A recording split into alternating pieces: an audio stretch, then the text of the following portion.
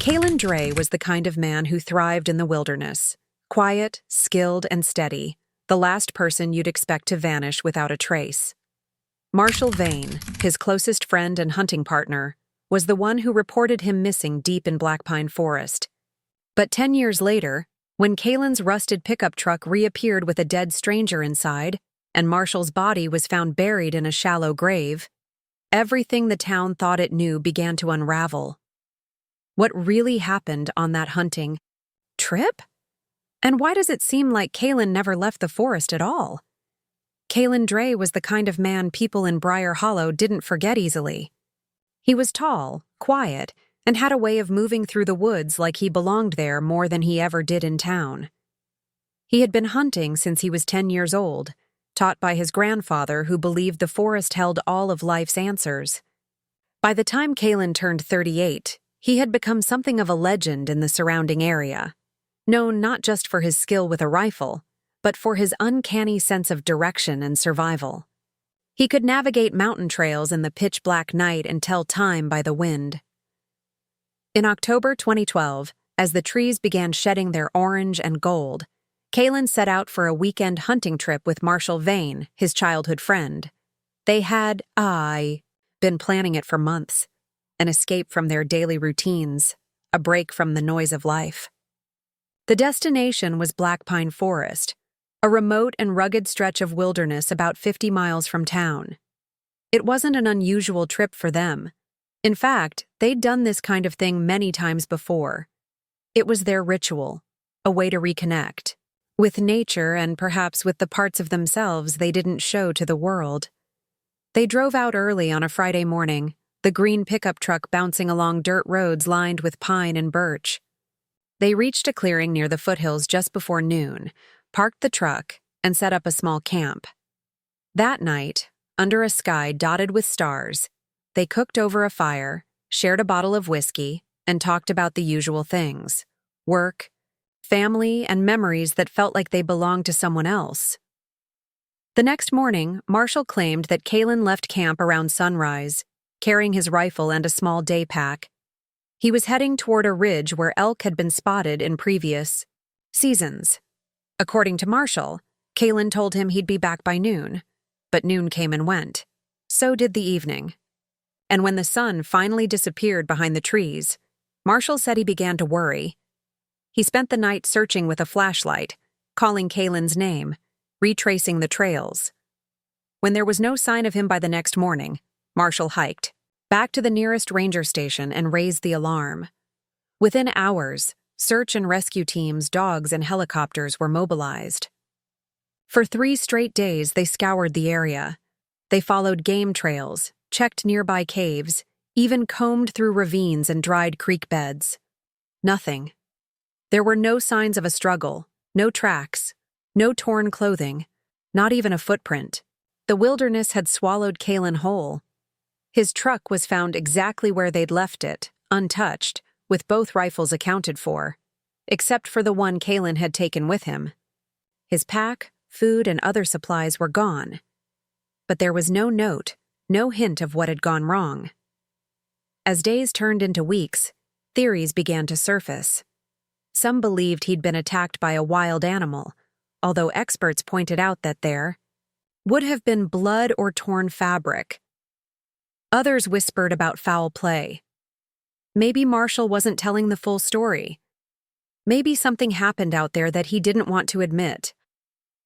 But Marshal passed the polygraph. He cooperated with every investigation, and with no evidence of a crime, no body, and no clue, the case was classified as a disappearance. The forest was quiet again. Kalen Dray's name faded from headlines. His family held a memorial after a year passed, placing a plaque at the base of an old pine tree near the trailhead. But some in town never accepted the official version. They believed the forest held a secret. A man like Kalen doesn't just vanish, not without reason, not without a trace. And deep in the heart of Blackpine, the wind still carried his name. In the summer of 2021, a decade after Kalen Dray had vanished, Briar Hollow had nearly forgotten the name that once haunted its quiet streets. Life had moved on. The town's population had shifted. The Blackpine Forest was still visited by hunters and campers, though fewer ventured as deep as Kalen once had. His disappearance had become more of a story than a mystery, until a phone call changed everything. On a warm July afternoon, a road maintenance worker named Jax Felder called the county sheriff's office to report an old pickup truck sitting abandoned near a disused logging road deep in the outer edge of Blackpine. The road was barely visible from the highway, covered in brush and overgrowth. The truck was wedged between two trees, as if it had been driven there carefully and then left to rust. Jax had come across it purely by accident while clearing debris from a washed-out trail. The moment he read the plate, he felt a chill. He recognized it. Everyone did. It was Kalen Dray's truck. Deputy Rena Holt was the first on the scene. She had been a junior officer when Kalen disappeared and remembered the case in vivid detail. Seeing the green truck again was like opening a door that had been sealed shut for years. From the outside, the vehicle was in rough condition. The paint was chipped and dulled by time. One of the tires had rotted into the soil. But what caught Rena's attention immediately was the smell. It seeped from the cracked windows and hung heavy in the air. Inside the cab, slumped against the driver's seat, was a body. The man was clearly dead, his skin shriveled and dark, bones jutting beneath dried tissue. The summer heat had accelerated the decomposition, making it difficult to tell how long he'd been there. He wasn't dressed like a hiker or a hunter. His clothes were worn but modern: jeans, a flannel shirt, scuffed boots. Most strange of all, he had no identification, no phone, and no weapons. Just a faded backpack in the passenger seat and a torn paper map crumpled on the floor. The discovery hit the town like a lightning bolt. News traveled quickly. The question on everyone's mind: was it Kalen? Had he returned to his truck after all these years, only to die in silence? But the coroner ruled that out almost immediately. The body didn't match Kalen's dental records or DNA. This was someone else, someone no one had reported missing. When the prints came back a week later, the dead man was identified as Elias Moor, a transient figure with a criminal record spanning multiple states. Nothing serious. Petty. Theft, trespassing, forged documents. He had been arrested a few times in Idaho, Utah, and Colorado, but had never stayed in one place long. No one could explain how he ended up in Kalen's truck. The vehicle had been officially logged as missing back in 2012. But now, oddly enough, there were no signs it had been sitting in one place for that entire time. The undercarriage didn't show 10 years of rust. The tires were worn, but not destroyed. Inside, the seats were dusty but free of forest debris. In fact, it looked like someone had been living in it recently, perhaps as late as a few weeks. Before the body was found, more questions emerged with every detail. How did Elias find the truck? Had he been hiding in the forest all this time? And why had he died there, alone? Rena ordered the vehicle to be towed for forensic analysis. Every inch was searched. In the glove compartment, investigators found old hunting licenses belonging to Kalen, along with a faded Polaroid of him and Marshal from years ago. Under the passenger seat, they uncovered something deeply disturbing: a hidden compartment containing what appeared to be human blood on shredded fabric. Tests confirmed it belonged to Kalen Dray. The case that had gone cold for nearly a decade was open once more. But this time, it wasn't just about a missing man. It was about a dead stranger, a truck that had come back from the void, and the terrifying possibility that Kalen's disappearance was never an accident. The identity of the man found in the truck, Elias Moor, raised more questions than it answered. He was a drifter, someone who had never stayed long in any one place, and he had no known connection to Kalen Dray or the town of Briar Hollow. He didn't have family looking for him. There were no missing persons reports filed under his name. His criminal record was minor, and he hadn't been arrested in over 5 years. His name, until now, had meant nothing to the investigation. But the real mystery wasn't just who Elias was. It was how he had ended up in possession of a truck that had vanished with a man a decade ago. That truck had been missing since 2012, and now it was discovered in a remote part of the forest, miles from where it had originally been found parked during the search for Kalen. Somehow, someone had moved it. And more disturbing, someone had hidden something inside it. The forensic team working on the vehicle discovered a false panel beneath the passenger seat. Inside, wrapped in an old plastic tarp, was a bundle of blood-soaked fabric. It was the same kind of jacket Kalen had last been seen wearing. DNA tests on the blood came back as a match to Kalen. This wasn't just a keepsake. It was evidence. Evidence that something violent had happened to him, and someone had tried to hide it. That discovery reopened the entire investigation. Deputy Rena Holt and her team began retracing Elias Moor's last known movements. Surveillance. Footage from a gas station 70 miles from Blackpine, dated back to 2017, showed Elias pumping gas and driving what appeared to be the same green pickup truck. That meant the truck had been on the move for years after Kalen's disappearance. It had crossed state lines, evaded notice, and returned quietly to the place where it had all started. But why? Investigators dug deeper into Elias's background. He had no stable address, no family, and no digital footprint in recent years. But a few scattered notes in his old case files mentioned a fascination with survivalism and remote living. He often camped in national forests, avoided populated areas, and preferred isolation. A pattern began to emerge. He had frequented areas just like Blackpine. Then came the second breakthrough.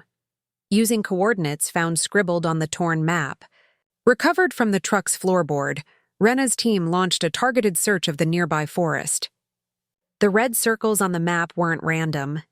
They pointed to secluded areas deep in the woods, old firewatch stations, dried riverbeds, and abandoned campgrounds.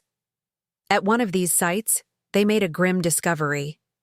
Beneath a collapsed lean-to shelter, buried under ash and dirt, was a shallow grave. Inside were human remains, badly decomposed but still largely intact. Alongside the body was a hunting rifle with a cracked stock and an old compass engraved with initials, MV. The body wasn't Kalen Dray's, it was Marshal Veyne's. The revelation shocked the investigation to its core. Marshal had been the one to report Kalen missing. He had cooperated fully, passed a polygraph test, and had even helped with the initial search efforts. His story had been the foundation of everything the police believed. Now he was dead, buried, in a forest grave, miles from the last place anyone thought he'd been. Forensic tests estimated that Marshal had died sometime in late 2012, shortly after the hunting trip. Cause of death: a gunshot wound to the back. There were no signs of struggle, no defensive wounds. Whoever shot him had done so at close range and left him to rot. With Marshal dead and Elias now a corpse behind the wheel of Kalen's missing truck, the question that haunted the town returned stronger than ever. Where was Kalen Dray? And what did he know that kept him hidden for so long? The discovery of Marshal Veyne's body shattered the foundation of everything that had been believed about Kalen Dray's disappearance. For years, Marshal had been considered the only eyewitness to that fateful hunting trip, reliable, cooperative, even grief-stricken. But now he had been dead since shortly after that same weekend. His version of events wasn't just flawed, it was a lie from the beginning. This forced investigators to reevaluate everything. Kalen hadn't simply wandered off. Something had gone terribly wrong in the forest, and it had been covered up for nearly a decade. The rifle found near Marshal's body was confirmed to be registered in Kalen's name. That piece of evidence introduced an uncomfortable possibility. Had Kalen killed his friend? If so, why? And why go into hiding afterward? No one in town could reconcile the idea of Kalen, calm and composed, committing a murder. But the facts didn't lie. Marshal had been shot in the back, buried in a shallow grave, and left in a place only someone with intimate knowledge of the forest would have found. That kind of knowledge fit Kalen perfectly. As investigators pressed deeper, they turned their attention back to Elias Moor.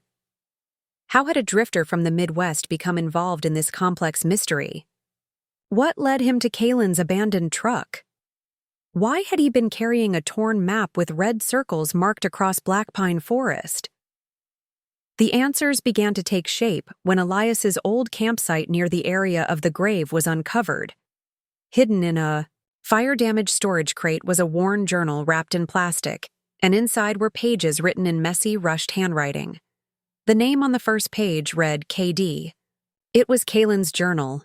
The entries covered a 2-year period from late 2012 to mid-2014. The first pages described the aftermath of a confrontation between Kalen and Marshal.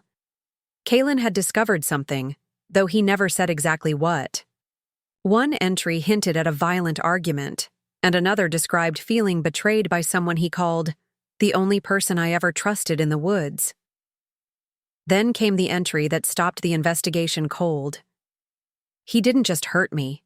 He hurt someone else before. I found the proof.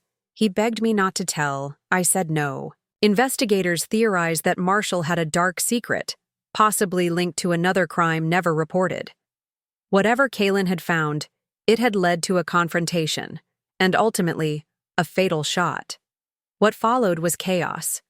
Kalen, fearing the consequences, and unsure who to trust, had disappeared into the forest with nothing but a rifle and a few supplies. For weeks, he had hidden, surviving off the land, never venturing far from Blackpine. Then the journal entries changed tone. Kalen described meeting another man, someone who stumbled across one of his hidden camps. The man was friendly at first. He shared food and seemed fascinated by Kalen's isolation. But over time, the stranger became paranoid and controlling. The last few pages of the journal were short, almost frantic. He watches me while I sleep. He says the truck belongs to him now. And then finally, he knows I saw what he did. The handwriting ended there. It became clear that Elias Moor had met Kalen during that strange period of exile. Perhaps Kalen, desperate for some kind of human contact, had trusted the wrong person. Elias, with his unstable behavior and criminal background, may have turned on him. Investigators believed Elias had taken control of Kalen's truck, his supplies, and possibly his life. But no remains matching Kalen's had yet been found. The forest held too many secrets. Marshal's death, Elias's obsession, and Kalen's silent retreat into the wild were now part of one chilling narrative. One man had vanished, one had died in hiding, and the last had surfaced too late to answer for his crimes. But even with these revelations, the one person who could bring it all together, Kalen Dray, remained a ghost in the woods. With Marshal Veyne confirmed dead and Elias Moor found decomposing in the driver's seat of Kalen Dray's long-lost truck, the case had spiraled from a simple missing person report into a chilling web of secrets, betrayal, and something darker that still refused to reveal itself. The recovered journal painted a picture of a man unraveling. Kalen's final written words were desperate and scattered, filled with fear and suspicion. But what haunted the investigation most was the glaring void that remained. Kalen Dray was still missing. And after everything that had been uncovered, his absence felt even more deliberate. Despite exhaustive efforts, no additional remains were discovered. Cadaver dogs were brought in, grid searches expanded, and drones swept vast areas of Blackpine Forest. Still, there was no sign of Kalen's body. That led to a bold but increasingly supported theory. Kalen was alive. He had survived 10 years in the wilderness. He had outlasted both Marshal and Elias. And perhaps he was still watching from the shadows of the very forest he once called home. One final clue arrived in the form of a photograph. A hiker named Alina Creed came forward weeks after the public learned of the truck's discovery. She claimed that 3 years earlier, in 2018, She had been camping alone in a remote part of Blackpine when she spotted a man in the trees. He didn't approach her, didn't speak. He simply stood at a distance, watching.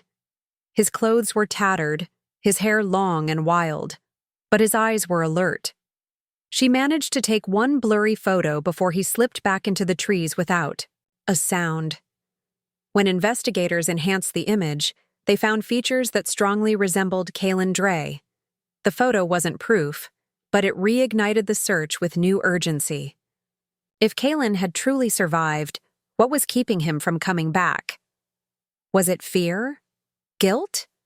Or had a decade of isolation changed him so deeply that returning was no longer possible? Theories spread quickly.